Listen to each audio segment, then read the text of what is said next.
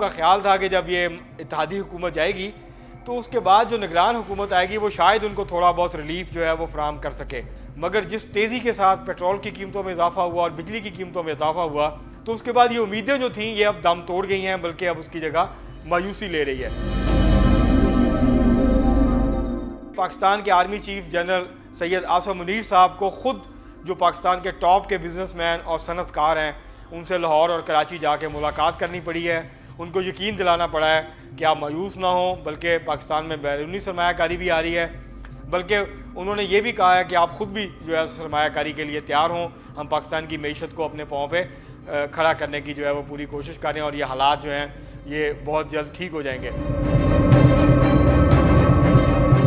अस्सलाम वालेकुम नाज़रीन, पाकिस्तान खबर डिजिटल के प्रोग्राम माइंड गेज के साथ मैं हूं खालिद भट्टी। आज हम बात करेंगे पाकिस्तान के मुमकिना सियासी मंजरनामे के हवाले से, जो कि अब आहिस्ता आहिस्ता वाज़ेह होना शुरू हो गया है। पाकिस्तान की सियासी जमातें अभी तक पूरी तरह से इलेक्शन मोड में अभी तक नहीं आई हैं, लेकिन जो अहम उम्मीदवारान हैं अब वो अपने अपने हलकों में जाके जो नाराज़ लोग हैं, जो अपने लोग हैं, उनके साथ मेल जोल कर रहे हैं। जो हुकूमत का हिस्सा थी पार्टियाँ,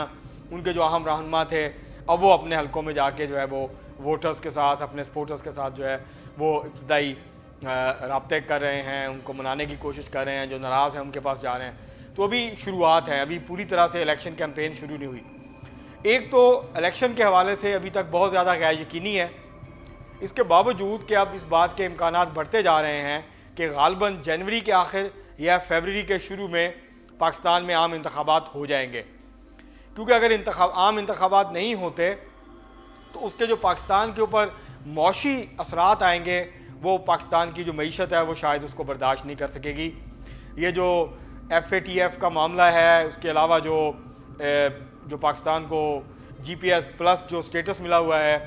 तो ये दोनों जो हैं वो ख़तरे में पड़ सकते हैं और पाकिस्तान के लिए नए ख़तरात जो हैं वो खड़े हो सकते हैं अगर इलेक्शंस जो हैं उनको मज़ीद इल्तवा का शिकार करने की कोशिश की गई। दूसरी बात यह है कि इलेक्शन के इम्कानात इसलिए भी बढ़ रहे हैं कि जो मौशी मुश्किलात हैं वो कम नहीं हो रही हैं, बल्कि वो बढ़ती जा रही हैं।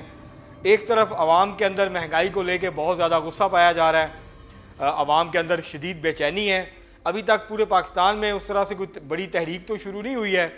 लेकिन आवाम के अंदर गुस्सा बढ़ता जा रहा है। आवाम के अंदर जो है वो हुक्मरान तबके के हवाले से मायूसी जो है वो बढ़ती जा रही है और लोग अब ये सोच रहे हैं, लोगों का ख्याल था कि जब ये इत्तेहादी हुकूमत जाएगी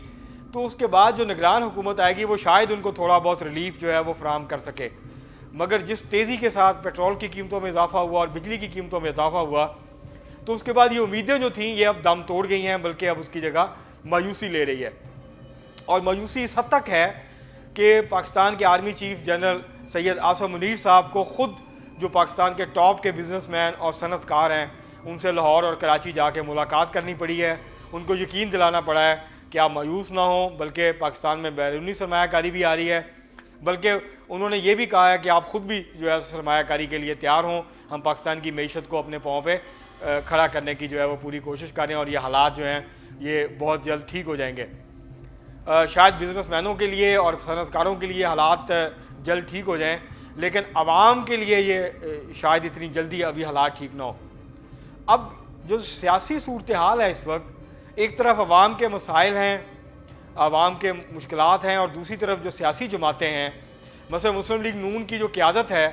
शहबाज शरीफ साहब वो इस वक्त लंदन में हैं अपने बड़े भाई कायद मुस्लिम लीग नून मियाँ जो है नवाज शरीफ साहब के पास। वो वहाँ बातचीत कर रहे हैं, प्रोग्राम को हतमी शक्ल दे रहे हैं कि मियाँ नवाज शरीफ कब वापस आएंगे। अगर हम मुस्लिम लीग नून को बहसीत मजमूई देखें तो मुस्लिम लीग नून का जो मुस्तकबिल है उसका ज़्यादातर इंसार इस बात पे है कि क्या मियाँ नवाज शरीफ वापस आएंगे और इंतखाबी मुहिम की क़यादत करेंगे या नहीं करेंगे। और अभी वो सूरत हाल को असेस कर रहे हैं और अब ये कहा जा रहा है कि शायद वो अक्टूबर में वापस आएंगे। मियाँ नवाज शरीफ अगर आके इंतखाबी मुहिम की क़यादत करते हैं तो उससे मुस्लिम लीग नून को ज़रूर एडवांटेज मिलेगा और मुस्लिम लीग नून के जो वोटर्स और सपोर्टर्स हैं उनके अंदर एक नया जोश या जज्बा जो है वो शायद जाग जाए और वो पूरी कुव्वत के साथ जो है वो इलेक्शन की जो मुहिम है और फिर इलेक्शन डे के ऊपर बाहर निकलें और वोट डालें। मियाँ नवाज शरीफ की गैर मौजूदगी में शहबाज शरीफ साहब के लिए, मरीम नवाज साहबा के लिए, बाकी जो रहनुमा है मुस्लिम लीग नून के लिए, उनके लिए बहुत मुश्किल होगा लोगों को बाहर निकालना, क्योंकि जो इत्तेहादी हुकूमत की 16 माह की कारकर्दगी है वो कोई इतनी शानदार नहीं है कि जिसकी बुनियाद पे वो वोट मांगे। हाँ, वो ये ज़रूर कहेंगे कि देखिए हमने मुल्क को डिफ़ॉल्ट से बचा लिया, पाकिस्तान तो शायद बच गया, लेकिन लोग मौशी तौर पे पाकिस्तान की आवाम की अक्सरियत जो है वो मौशी तौर पे दिवालिया हो चुके हैं। उनके लिए अपने घर का ख़र्चा चलाना जो है वो मुमकिन नहीं रहा है। उनकी जो ज़िंदगी है वो तल्ख से तल्ख तर जो है वो हर गुजरते दिन के साथ होती जा रही है। तो एक तरफ ये सूरत हाल है, तो इसमें इतना आसान नहीं होगा शहबाज शरीफ साहब के लिए पार्टी का चेहरा बन के लोगों के हमदर्दियाँ जीतना और लोगों के से वोट मांगना जाके, क्योंकि उन्होंने लोगों के साथ कोई बहुत अच्छा नहीं किया जब वो 16 माह हुकूमत के अंदर थे। और दूसरी बात कि ये जो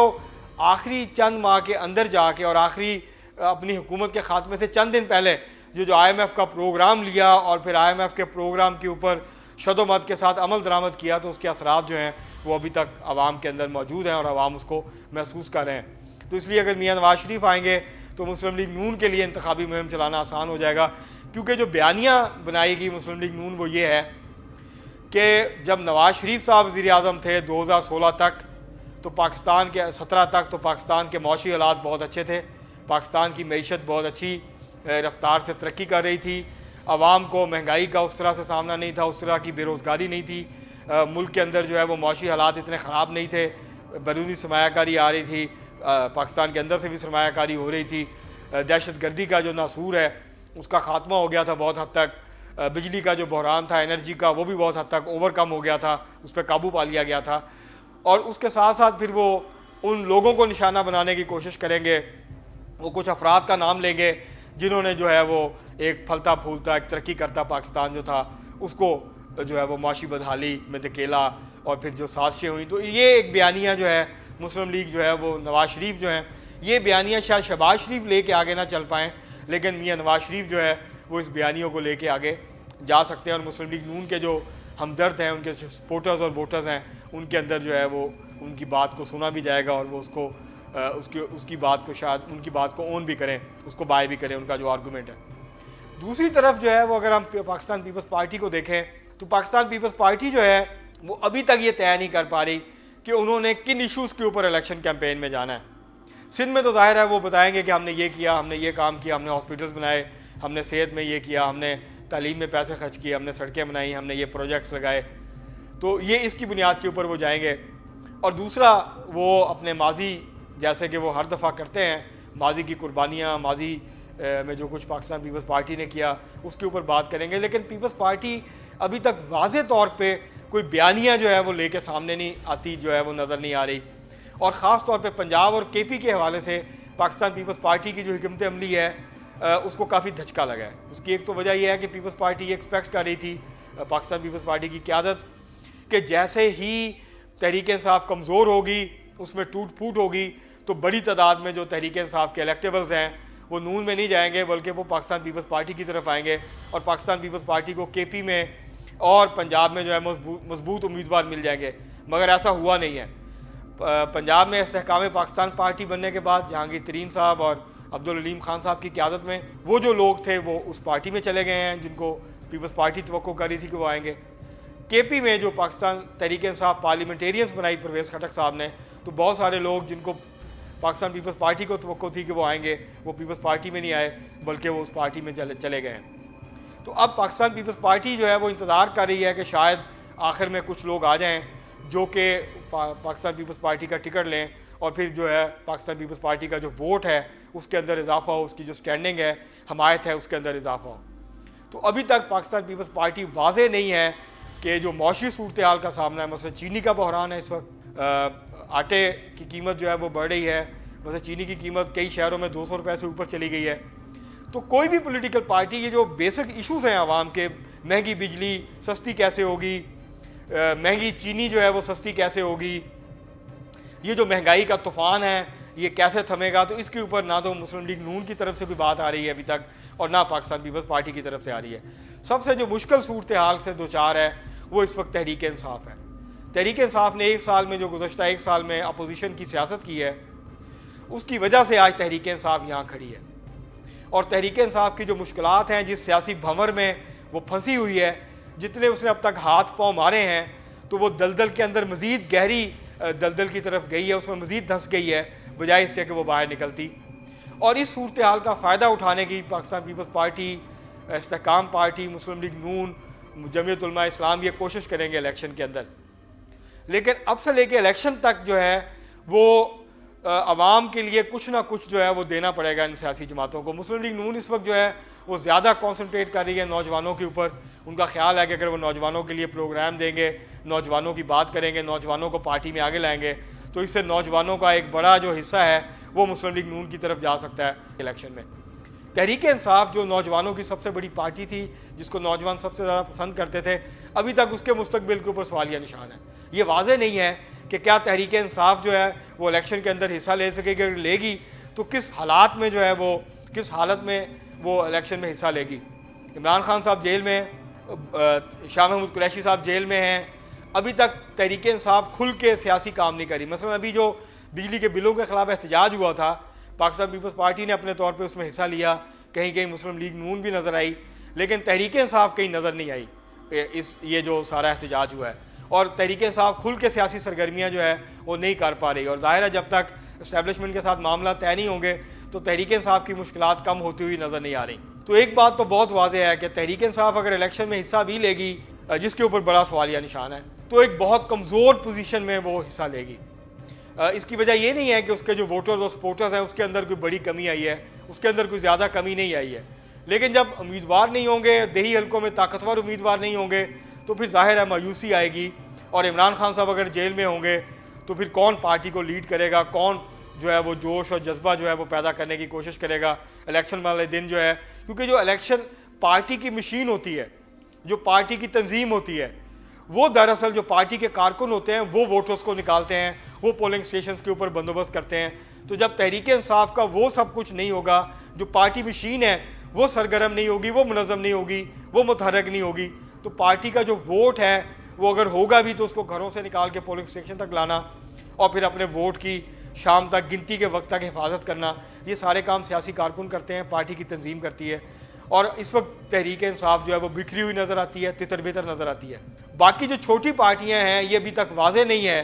ज़ाहिर है वो बलूचिस्तान की हों या केपी की हों, वो 2-2 4-4 सीटें जीतती हैं और फिर बारगेन करती हैं बड़ी जमातों के साथ इक़्तिदार में हिस्सा लेने के लिए। कराची की सूरत हाल इस वक्त जो है वो बहुत दिलचस्प है। वहाँ MKM, पाकिस्तान पीपल्स पार्टी और अब मुस्लिम लीग नून, ये ख़बरें आ रही हैं, नाज़रीन अभी कंफर्म नहीं है, लेकिन ये ख़बरें आ रही हैं कि शायद मरियम नवाज़ साहिबा जो हैं वो बल्दिया का जो कौमी असम्बली का हल्का है, जहाँ से पिछली दफ़ा शहबाज शरीफ साहब इलेक्शन हारे थे फैसल वार्डा से चंद वोटों से, बल्कि कहा जाता है कि उनको इलेक्शन हराया गया था, तो उस हल्के से शायद मरियम नवाज़ साहिबा तैयारी पकड़ रही हैं। मुस्लिम लीग नून के 2 ओहदेदार जो हैं वो रहनुमा हिना परवेज़ भट्ट साहिबा और तलाल चौधरी साहब वो कराची गए हैं, उन्होंने प्रेस कॉन्फ्रेंस की है। तो लगता है कि शायद मोहतरमा मरियम नवाज़ साहिबा जो हैं वो वहाँ से इलेक्शन लड़ने की तैयारी कर रही हैं या इरादा बांध रही हैं। अभी आने वाले दिनों में ये पोजीशन जो है बहुत हद तक वाज़ेह हो जाएगी। लेकिन ये जो गैर यकीनी के बादल छाए हुए हैं ये उस वक्त तक नहीं छटेंगे जब तक इलेक्शन कमीशन पाकिस्तान जो है वो इलेक्शन की तारीख का ऐलान नहीं करता और हतमी तौर पर नहीं बताता कि किस दिन जो है वो पाकिस्तान के अंदर वोटिंग होगी। क्योंकि फिर सियासी जमातें, उम्मीदवार और वोटर्स जो हैं वो और पाकिस्तान के आम शहरी जो हैं वो फिर इलेक्शन के मोड में जाएंगे। फिर वो तय करेंगे कि उन्होंने किस सियासी जमात को सज़ा देनी है माजी की पॉलिसीज़ की और किस सियासी जमात को उन्होंने नवाजना है। लगता है ऐसे है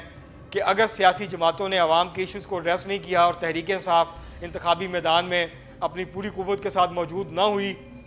तो फिर मिडिल क्लास का और नौजवानों का बड़ा हिस्सा शायद वोट नहीं डालेगा और उसके नतीजे में जो वोटिंग टर्नआउट है वो कम होगा। उसका फ़ायदा फिर मुस्लिम लीग नून को हो सकता है पंजाब में और पाकिस्तान पीपल्स पार्टी जो है उसका फ़ायदा उठा सकती है सिंध में। जबकि KP के अंदर लगता है कि खिचड़ी पकेगी, किसी भी सियासी जमात को शायद वाज़ेह अक्सरियत वहाँ से ना मिल सके और यही कैफियत जो है वो बलूचिस्तान की होगी। वहाँ पर भी सियासी खिचड़ी पकने के इम्कान जो हैं वो ज़्यादा हैं। लेकिन लगता है कि अगर इसी तरह से सूरत हाल चलती रही और कोई बड़ी तब्दीली ना आई, तहरीक इंसाफ की इस्टेब्लिशमेंट के साथ जो है वो कोई मामला तय ना हुए, तो फिर ऐसा लगता है कि पंजाब में मुस्लिम लीग नून, इस्तेहकाम पार्टी, पाकिस्तान पीपल्स पार्टी और आज़ाद उम्मीदवार जो हैं वो बड़ी तादाद में उभर के सामने आ सकते हैं। लेकिन मुस्लिम लीग नून के इम्कानात हैं कि वो बड़ी जमात के तौर पर पंजाब में उभर सकती है। अंदरूनी सिंध के अंदर पाकिस्तान पीपल्स पार्टी जो अभी तक इस पोजीशन में नज़र आती है कि वो शायद वहाँ से अपनी अक्सरियत जो है वो उसको बरकरार रख सके। कराची के बारे में अभी कुछ कहना बहुत मुश्किल है और कबल अज़ वक्त भी होगा जब तक इलेक्शन कैंपेन शुरू नहीं होती और फिर उम्मीदवार जो है वो अखाड़े में नहीं उतरते। तो ये एक सियासी मंजरनामा है पाकिस्तान का जो कि इस वक्त अब थोड़ा थोड़ा वाज़ेह होना शुरू हुआ है, लेकिन मौशी और सियासी गैर यकीनी जो है वो अभी तक कायम है। और ये भी देखना होगा कि इलेक्शन के करीब जाके क्या सियासी मंजरनामा बनेगा, उसका इन्हिसार इस बात पे भी होगा कि क्या लोगों का गुस्सा कम होता है महंगाई के हवाले से, बिजली के बिलों के हवाले से, और क्या पाकिस्तान जब इलेक्शन की तरफ जाएगा तो क्या एक नीम अवामी तहरीक जो है वो इस वक्त चल रही होगी या इसी किस्म के सूरत हाल जो है वो मौजूद होगी। तो इसके असरात जो हैं वो मुरतब होंगे और इस बात का दारोमदार होगा इलेक्शन के नताइज के ऊपर कि सियासी जमातें किन हालात के अंदर, किन मौशी और सियासी हालात के अंदर जो है वो इलेक्शन में जाते हैं। बहरहाल 16 सितंबर के बाद जब चीफ जस्टिस साहब रिटायर हो जाएंगे, काजी फायजी साहब आ जाएंगे, तो जो अदालती हवाले से गैर यकीनी है उसके अंदर भी कमी आएगी। और जैसे ही इलेक्शन कमीशन इलेक्शन शेड्यूल का ऐलान करेगा तो सियासी गैर यकीनी जो है उसके अंदर भी कमी आएगी और उसके मईशत के ऊपर असरात जो हैं वो भी मुरतब होंगे। तो आने वाले दिनों में जो सियासी मंजरनामा है वो और वाज़ेह हो जाएगा